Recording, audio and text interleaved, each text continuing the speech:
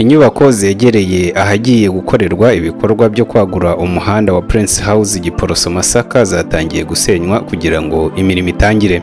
Ugeze kuri Prince House ugakomeza hafi ya hari KFC werekeza mu Giporoso ubona inyubako ziri gusenywa yaba haruguru y'umuhanda no hepfo y'umuhanda ahazwi nko kuri Kamageni.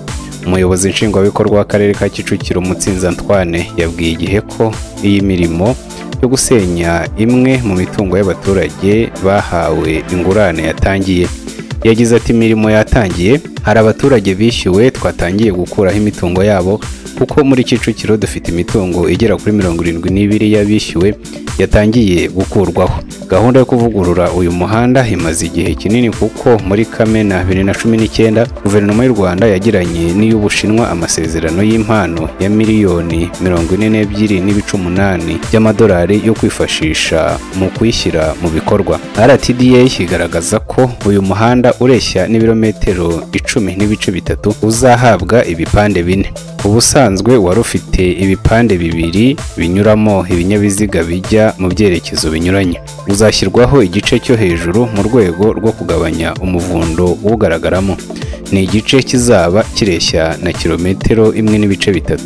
Kizava ahazwi nko kuri Prince House Remera ku gahanda kava kuri Stade Amahoro kinjira mu muhanda mugari ugere ahazwi nko ku Cyamitsingi mu karere ka Gasabo ku masangano y'umuhanda urimo ujya ku kibuga mpuzamahanga cy'indege cya Kigali n'undi ujya Masaka. Icyo gice kizaba kigizwe n'imihanda 4, 2 yo hasi n'ibiri nk'iyo yo hejuru, buri umwe ufite ibisate 2. Hari ikindi gice kigizwe n'ibirometero 9 kigizwe n'umuhanda uzaba ufite ibice 4, buri cyerekezo gifite 2, uzahera ku Cyamitsingi ugere ku bitaro bya Masaka. Uyu muhanda uri kujyana n'indi mishinga yo kuvugurura amasangano y'imihanda arimo iryahazwi nka Sherando, iriri ku Gishushu mu karere ka Gasabo ndetse n'iriri Sonatibe mu karere ka Kicukiro.